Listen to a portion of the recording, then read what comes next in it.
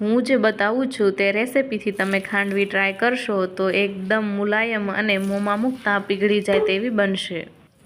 Normal ખાંડવી તો તમે ઘણી વખત ટ્રાય કરી હશે, પણ આજે હું તમને એક સિક્રેટ મસાલા સાથે મસાલા ખાંડવી બનાવીને શીખવાડીશ।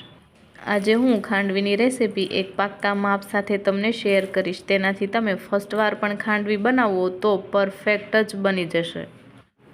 Hello friend, welcome to my YouTube channel. તો ચાલો બનાવવાનું શરૂ કરીએ મસાલા ખાંડવીની રેસિપી।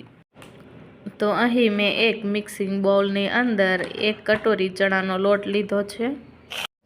અહીં મેં જે બારીક ચણાનો લોટ આવે છે તે જ લીધેલો છે। તો પહેલાં તો આપણે જે ચણાની અંદર ગોળીઓ રહેલી છે તે ચમચીની મદદથી સારી રીતે મેશ કરી લઈએ।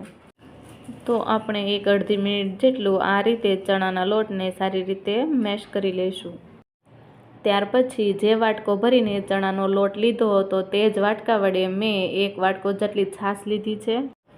તો તેમાંથી પહેલાં તો આપણે થોડી છાશ લઈને એડ કરીશું અને ચણાના લોટને અને છાશને સરખી રીતે મિક્સ કરી લઈશું। અને જો તમે એકસાથે ચણાના લોટમાં બધી છાશ એડ કરી દેશો તો તેની ગોળીઓ બની જશે, એટલે પહેલાં તો થોડી થોડી છાશ એડ કરવાની અને ચણાના લોટને સરખી રીતે મેશ કરી લેવાનું। તો મેં આ બેટરને 4 થી 5 મિનિટ સુધી ચમચી વડે આ રીતે મિક્સ કર્યું છે। હવે તે સરસ મજાનું સ્મૂથ બની ગયું છે। તો ચણાના લોટમાં હવે આપણે એક પણ ગોળી નથી, તો હવે એમાં વધેલી જે છાશ છે તે સરખી રીતે એડ કરી દઈશું। તો વધેલી છાશ નાખીને આપણે બેટરને બીજી વાર સરખી રીતે હલાવી લેશું। એ જ કટોરી વડે હું બીજો વાટકો પણ છાશનો ભરીને નાખી દઉં છું। મતલબ કે તમે 1 વાટકી ચણાનો લોટ લેશો તો એ જ માપના વાટકી વડે 2 વાટકી છાશની લેવાની છે।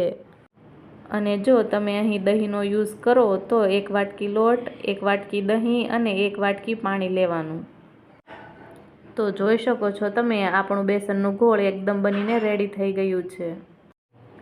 જો આગળ બતાવ્યા પ્રમાણે તમે મેજરમેન્ટ રાખશો તો તમારા બેટરની કન્સિસ્ટન્સી કંઈક આ રીતે હશે। આપણું બેટર રેડી થઈ ગયું છે, તો થોડીવાર તેને એક સાઈડ કરી લેશું। તો ખાંડવીને હજી થોડી ફ્લેવરફુલ બનાવવા માટે હું અહીં એક મિક્સીના જારની અંદર 1 ચમચી ભરીને ખાંડ લઈ લઉં છું, 1/2 ટીસ્પૂન મીઠું લઉં છું, 1/2 ઇંચ આદુનો ટુકડો અને લાસ્ટમાં 2 લીલા મરચાં નાખીને સરસ એવી ફાઇન્ડ પેસ્ટ બનાવી લેવાની છે। તો આદુ મરચાંની સરસ પેસ્ટ બનાવીને રેડી થઈ ગઈ છે। તો આદુ મરચાંની પેસ્ટને આપણે બનાવેલા ઘોળની અંદર એડ કરીને સારી રીતે મિક્સ કરી લેવાની છે। તો તૈયાર કરેલા ઘોળને આપણે એક ગવણીની મદદથી સારી રીતે ગાળી લીધું છે। તો જોઈ શકો છો તમે રહેલા બધા લમ્સ નીકળી ગયા છે। તૈયાર કરેલા ઘોળને આપણે એક કડાઈની અંદર મીડિયમ ટુ લો ફ્લેમ ઉપર સારી રીતે પકવી લેવાનું છે।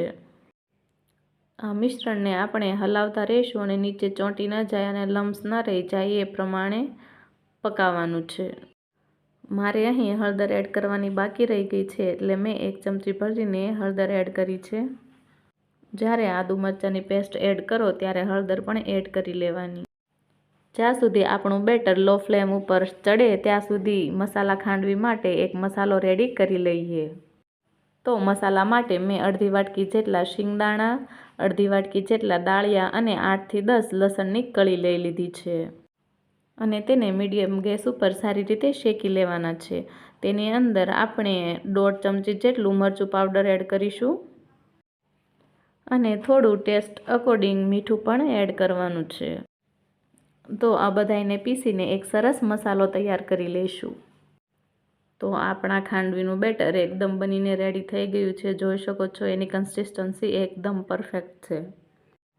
તો હવે જે વસ્તુ ઉપર તમે ખાંડવીને ફેલાવવા માંગતા હો, થાળી, પ્લેટફોર્મ ઉપર, તો તેને સારી રીતે સાફ કરીને થોડું તેલ લગાડીને કંઈક આ રીતે જેટલું પતલું થાય એ પ્રમાણે ફેલાવી લેવાની છે। બેટર જેટલું ગરમ હશે તમને તેટલી ફેલાવવામાં આસાની થશે। ઠંડુ થઈ જશે એટલે તેમાં ગોળીઓ થવા મળશે, એટલે તમે જેમ બને એમ જલ્દી બેટરને ફેલાવી લેજો। જેટલું શક્ય થાય તેટલું પતલું બેટરને ફેલાવી લેવાનું છે। તો બેટરને થાળી ઉપર આપણે સારી રીતે ફેલાવી લીધું છે. હવે તેને ઠંડુ થઈ જાય ત્યાં સુધી રેસ્ટ આપીશું. તો જોઈ શકો છો આપણી ખાંડવી સારી એવી સેટ થઈ ગઈ છે. એટલે આપણે જે મસાલો તૈયાર કર્યો હતો તેની માથે સારી રીતે સ્પ્રિંકલ કરી દઈશું. તો ખાંડવી ઉપર મસાલો પાથરી દીધો છે. હવે કોઈ ચાકુ લઈને તેને લાંબા લાંબા પીસીસમાં કટ લગાવી દેવાના છે. થોડી થોડી દૂરી ઉપર કટ લગાવવાના છે. તો હવે વારો છે ખાંડવીને સારી રીતે રોલ કરવાનો. તો આ રીતે બંને હાથના મદદથી તેને હળવે હળવે આપણે રોલ કરી લઈશું. તો જોઈ શકો છો તમે ફ્રેન્ડ, સરસ મજાનો આપણો ખાંડવીનો રોલ બનીને રેડી થઈ ગયો છે. તો સેમ ટુ સેમ એ જ રીતે આપણે બધી ખાંડવીના રોલને બનાવીને રેડી કરી લેવાના છે. તો આપણે આ રીતે ખાંડવીના રોલ કરી લીધા છે અને બીજી થાળીમાં પણ મેં આ રીતે ખાંડવી પાથરી છે. તો બધાના રોલ કરીને તૈયાર કરી લઈશું. તો મેં અહીં બધી ખાંડવીને સરસ મજાના રોલ કરીને તૈયાર કરી લીધી છે. જોઈ શકો છો. તો ખાંડવીના વઘાર માટે અહીં મેં એક વઘારિયાની અંદર થોડું તેલ લઈ લીધું છે.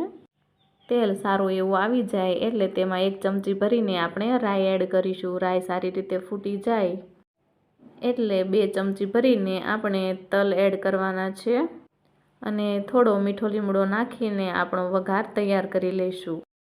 જે વઘાર તૈયાર કર્યો છે તેને ખાંડવીની ઉપર આપણે નાખી દઈશું. તો તૈયાર છે મોંમાં મૂકતા પીગળી જાય એવી મસાલા khandvi. Thank you for watching my video.